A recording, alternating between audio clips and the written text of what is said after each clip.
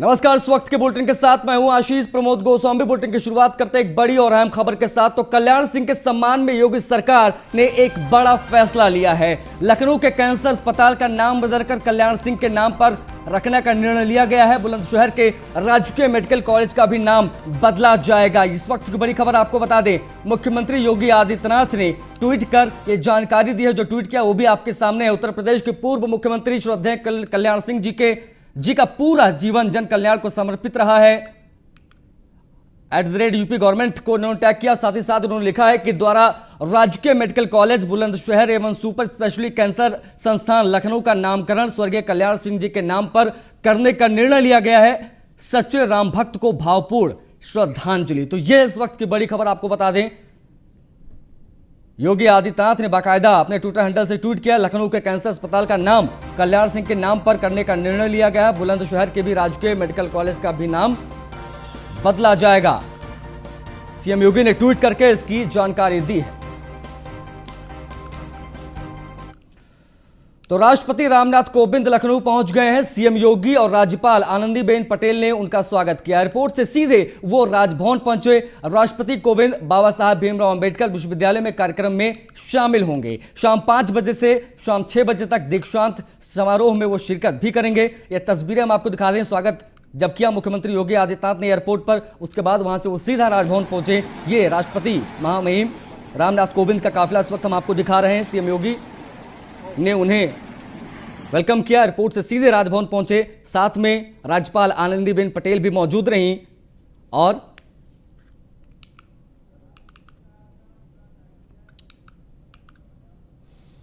तो राष्ट्रपति का आज का ये पूरा कार्यक्रम क्या रहने वाला, जरा वो आपको ग्राफिक्स के जरिए समझाने की कोशिश करते हैं। तो शाम 4:50 पर बाबा साहेब भीमराव अंबेडकर विश्वविद्यालय में उनका कार्यक्रम होना है।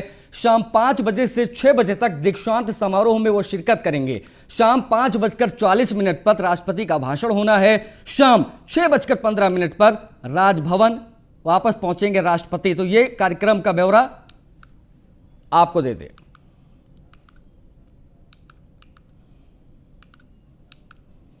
अब राष्ट्रपति का कल क्या कार्यक्रम होने वाला है, यानी 27 अगस्त को, वो भी आपको बता देते हैं। सुबह 10:50 पर कैप्टन मनोज पांडे सैनिक स्कूल सरोजनी नगर पहुंचेंगे महामहिम। सुबह 11 से 12 बजे तक सैनिक स्कूल कार्यक्रम में वो शिरकत करेंगे। दोपहर 12:30 बजे राजभवन में आगमन है। शाम 4:30 बजे राजभवन से प्रस्थान करेंगे। शाम 4:50 पर पीजीआई में आगमन है। शाम 5 बजे से 6 बजे तक पीजीआई में कार्यक्रम होना है। 26 दीक्षांत समारोह कार्यक्रम में वो शिरकत करेंगे। शाम 6:15 पर राजभवन में वापस आ जाएंगे राष्ट्रपति रामनाथ कोविंद। ये डिटेल आपको हम दे रहे हैं कल के पूरे कार्यक्रम की।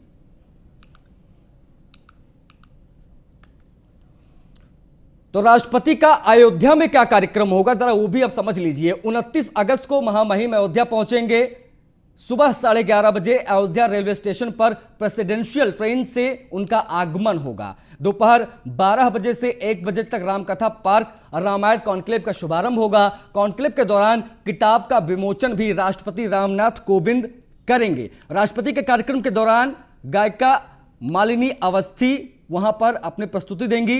रामायण सबरी वो गाएंगी वहां पर। अयोध्या पर आधारित फिल्म की प्रदर्शनी भी वहां पर राष्ट्रपति देखेंगे। ये जानकारी आपको अयोध्या दौरे के हम इस वक्त दे रहे हैं। राष्ट्रपति रामनाथ कोविंद 3 परियोजनाओं का वहां पर लोकार्पण करेंगे। रामकथा पार्क, यात्री निवास पर अयोध्या की प्राचीनता धार्मिकता पर आधारित प्रदर्शनी का अवलोकन भी करेंगे।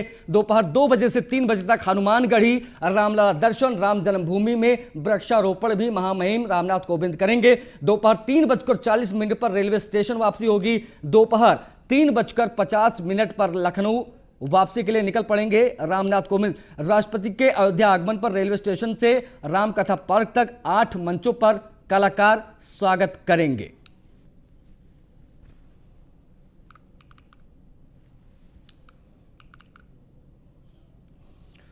अब बात दिल्ली से एक बड़ी खबर की करते हैं। तो सुप्रीम कोर्ट में 9 जजों की नियुक्ति हुई है। राष्ट्रपति ने 9 जजों की नियुक्ति को मंजूरी दे दी है। पहली बार सुप्रीम कोर्ट में 3 महिला जजों की नियुक्ति हुई है। जस्टिस SSO का विक्रम नाथ की नियुक्ति हुई है। जस्टिस JK महेश्वरी हिमा कोहली की नियुक्ति हुई है। Justice BB Nagarathna CT Ravindra Kumar की नियुक्ति हुई है। जस्टिस MM सुंदरेशा बेला त्रिवेदी की भी नियुक्ति हुई है। सुप्रीम कोर्ट में जस्टिस PS नरसिम्हा की नियुक्ति हुई है। ये इस वक्त की बड़ी खबर। आपको बता दें कि पहली बार ऐसा हुआ है इतिहास में कि 3 महिला जजों की नियुक्ति सुप्रीम कोर्ट में हुई है। ये नाम इस वक्त हम आपको सिलसिलेवार ढंग से दिखा रहे हैं। जिन दिन की नियुक्ति हुई है सुप्रीम कोर्ट में, जस्टिस PS नरसिम्हा की नियुक्ति हुई है। राष्ट्रपति ने इसकी मंजूरी भी दे दी। सुप्रीम कोर्ट में एक साथ 9 जजों की नियुक्ति हुई है। दिल्ली से इस वक्त की बड़ी खबर आपको बता दें, राष्ट्रपति ने 9 जजों को जिनकी नियुक्ति होनी थी उनको मंजूरी दे दी है। पहली बार सुप्रीम कोर्ट में 3 महिला जजों की नियुक्ति हुई है।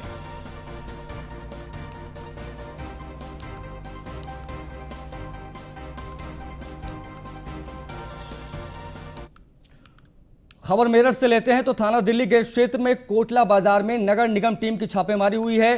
पन्नी व्यापारी के यहां नगर निगम की छापेमारी हुई है। छापेमारी करने से पहले ही पन्नी व्यापारियों में हंगामा मच गया। दुकान बंद करने पर जोरदार हंगामा हुआ है। ये तस्वीरें हम आपको दिखा रहे हैं मेरठ की, जहां पर पन्नी व्यापारियों ने हंगामा किया। कोटला बाजार में नगर निगम टीम की छापेमारी हुई, उसके बाद ये हंगामा हुआ। तस्वीरें देखिए मेरठ से।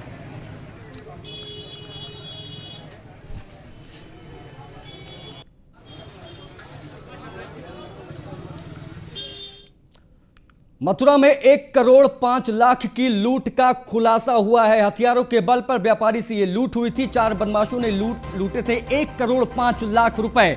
लूट के 44,86,000 रुपए, 3 तमंचे बरामद हुए हैं। पुलिस ने 7 बदमाशों को इस दौरान गिरफ्तार किया है। लूट के मास्टरमाइंड पर IG ने इनाम रखा था। बदमाश अरविंद पर 1 लाख का इनाम घोषित है। घटना के 2 बदमाश पुलिस गिरफ्त से अभी भी दूर बताए जा रहे हैं। तो लूट के मास्टरमाइंड पर IG ने इनाम रखा है। यह इस वक्त की बड़ी खबर बता दें आपको।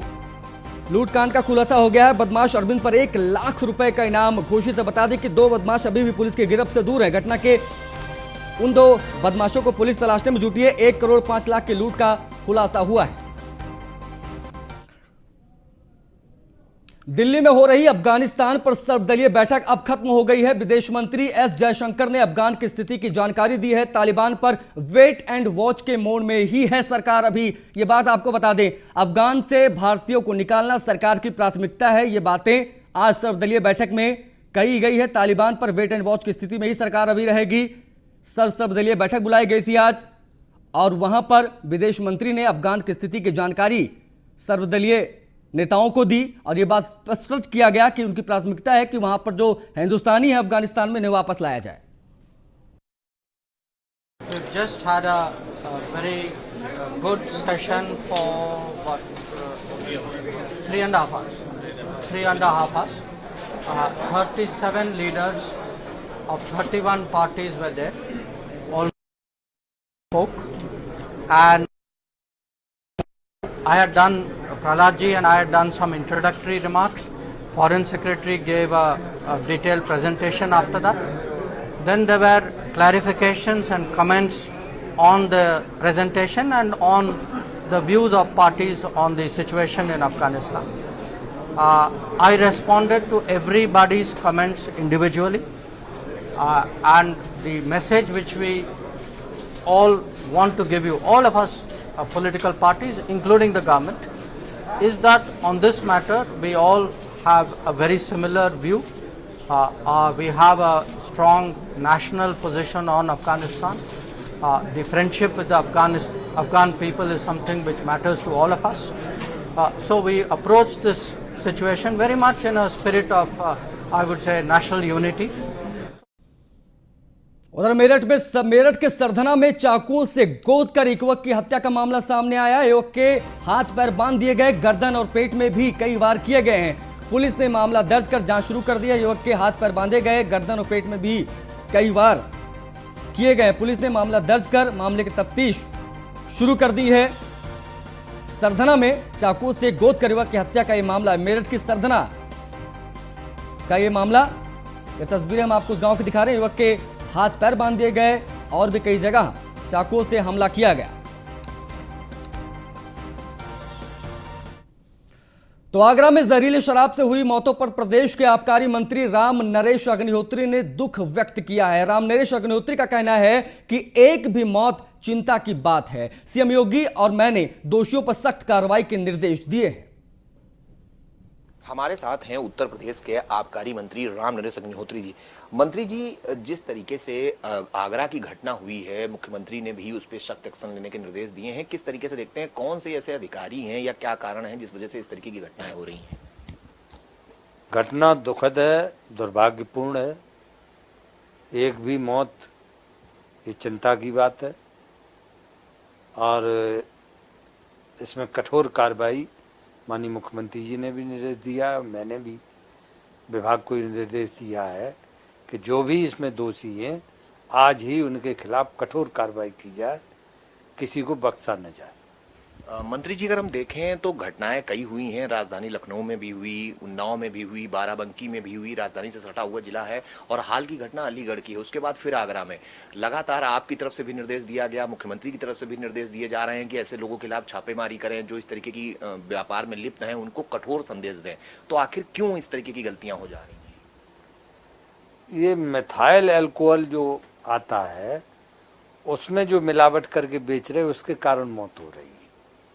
और ये कोई घर में कर रहा है, कोई कहीं कर रहा है, कहीं कहीं ये पुलिस के या विभाग के अधिकारियों की भी मिलीभगत हो सकती है, मैं इससे मना नहीं कर रहा हूँ। लेकिन जो भी इसमें लिप्त हैं, चाहे वो बनाने वाले हों, चाहे पुलिस के लोग हों, चाहे आबकारी विभाग के लोग हों, किसी को बख्शा नहीं जाएगा। उनको कठोर दंड दिया जाएगा और जो लोग इस कारोबार को चला रहे हैं उनकी संपत्तियां भी कुर्क की जाएंगी, ध्वस्त की जाएंगी उनकी संपत्तियां, NSA लगाया जाएगा उनके ऊपर और कठोर कार्रवाई की जाएगी।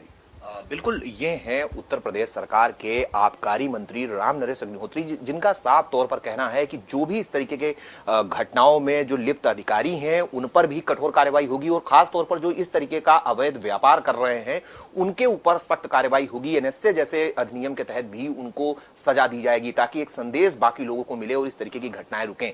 जहां तक उत्तर प्रदेश का सवाल है, उत्तर प्रदेश सरकार लगातार हर वो संभव प्रयास कर रही है जिससे कहीं ना कहीं ऐसे अवैध शराब के कारोबार पर रोक लगाई।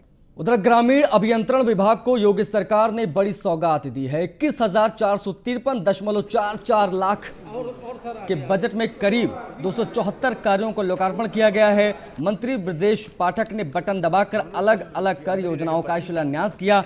योजनाओं में बॉर्डर एरिया डेवलपमेंट, पूर्वांचल विकास निधि, रूबन मिशन और गौ संरक्षण केंद्र जैसी योजनाएं शामिल हैं।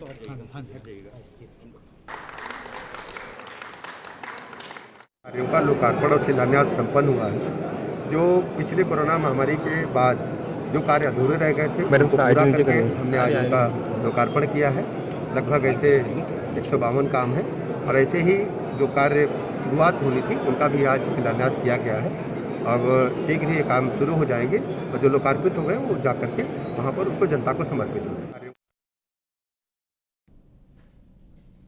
तो 274 कार्यों का शिलान्यास लोकार्पण किया गया। मंत्री ब्रजेश पाठक ने योजनाओं का शिलान्यास किया। ग्रामीण अभियंत्रण विभाग को योगी सरकार की बड़ी सौगात मिली है। तस्वीरों में आपको ब्रजेश पाठक कानून मंत्री दिख रहे हैं, इन्होंने 274 कार्यों का लोकार्पण किया।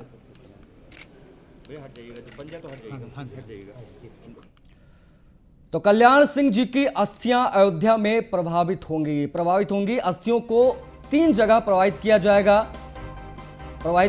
नरौरा, अयोध्या और हरिद्वार या बनारस में प्रवाहित किया जाएगा। पूर्व मुख्यमंत्री कल्याण सिंह की अस्थियों को शुक्रवार सुबह गंगा में प्रवाहित किया जाएगा। अस्थियों को 3 कलश में चुना जाएगा। एक कलश नरौरा के वसी घाट पर गंगा में प्रवाहित किया जाएगा, दूसरा कलश होगा अयोध्या में प्रवाहित किया जाएगा और तीसरा कलश हरिद्वार या बनारस में प्रवाहित किया जाएगा। सूत्रों के हवाले से खबर यह भी है कि नरौरा के बसी घाट स्थित बच्चा पार्क में बनाए गए अंत्योष्टि स्थल पर ही पूर्व मुख्यमंत्री कल्याण सिंह का स्मारक बनेगा। पार्क में स्मारक के साथ ही पूर्व मुख्यमंत्री कल्याण सिंह की प्रतिमा भी लगाई जाएगी और बच्चा पार्क का नाम बदलकर कल्याण सिंह पार्क रखा जाएगा। तो अस्थियों को 3 जगह प्रवाहित किया जाएगा। इनका विवरण हम आपको दें तो बेटे तबरेज की गिरफ्तारी पर मुनव्वर राणा का बयान सामने आया। उन्होंने कहा है कि साजिश के तहत मेरे बेटे के ऊपर कार्रवाई की जा रही है। पुराने मामले में कोर्ट में चार्जशीट क्यों नहीं दाखिल की गई, सवाल भी पूछा है मुनव्वर राणा ने। मोहनलालगंज से एमपी के बेटे पर जो आरोप थे वही मेरे बेटे पर हैं। असली तालिबानी तो बलिया वाले मंत्री और मोहनलालगंज वाले सांसद हैं। तो ये बयान दिया है मुनव्वर राणा ने। मशहूर शायर मुनव्वर राणा जी हमारे साथ मौजूद हैं। सर, कल तबरेज को गिरफ्तार किया गया है, कैसे पूरी कार्रवाई को देखते हैं? नहीं, ठीक है। देखिए, पुलिस का काम है। सवाल यही है पुलिस से और अदालत से, दोनों से, कि ये जून का केस था और लेकिन ये कि चार्जशीट दाखिल नहीं की गई कि कौन कौन सी जमानत लगाई गई है, कौन कौन से केस लगाए गए हैं ताकि उसकी जमानत करवाई जाए। उन्होंने कोर्ट में दाखिल नहीं किया। इसलिए नहीं दाखिल किया कि उन्हें हमें जलील करना था, तबरेज को पकड़ना था और मुसलमानों को ये आईना दिखाना था कि तेरी हैसियत कानपुर के रिक्शा चलाने वाले की है और इंदौर के चूड़ी बना करके बेचने वाले की है। इससे ज्यादा इस मुल्क में अब तेरी हैसियत नहीं है। अपनी औकात पहचान ले। रायबरेली पुलिस कह रही है कि 4 महीने से फरार था। कल लखनऊ से उनको गिरफ्तार किया गया, NBW जारी हुआ था। आप कह रहे हैं कि चार्जशीट नहीं लगी। भाई, अगर अभी हजरतगंज पुलिस कहते हैं कि हम फरार हैं, तो अब हम कहाँ फरार हैं, आप बताइए।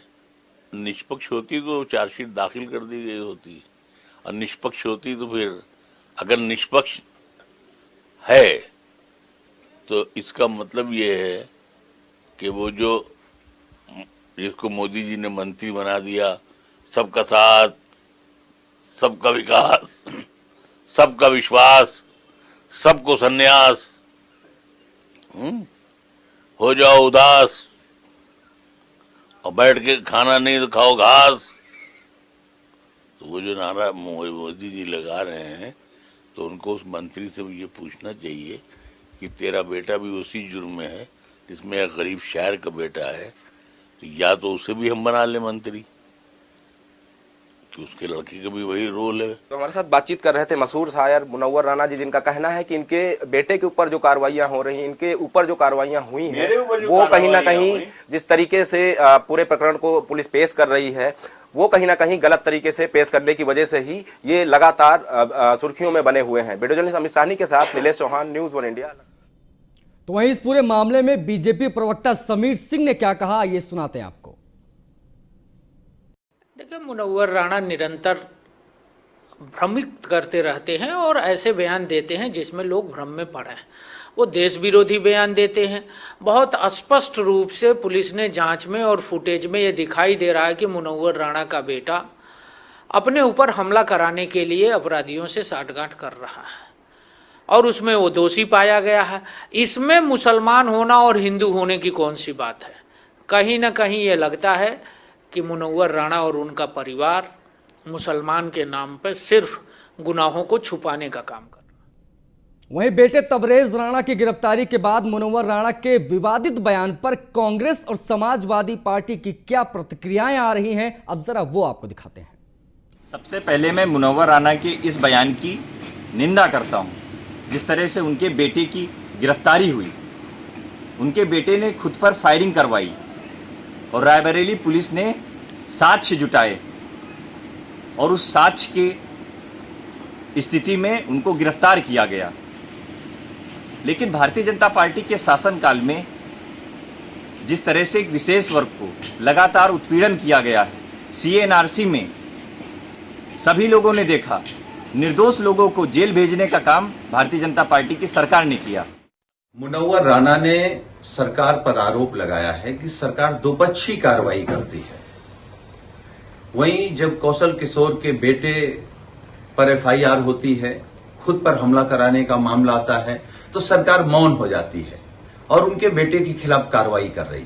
हम केवल सरकार से एक ही अनुरोध करेंगे, जो कानून तोड़े, जो संविधान के खिलाफ कार्रवाई करे, वो आपके दल का हो या दूसरा कोई हो, उसके खिलाफ कार्रवाई कानूनी तौर पर होनी चाहिए।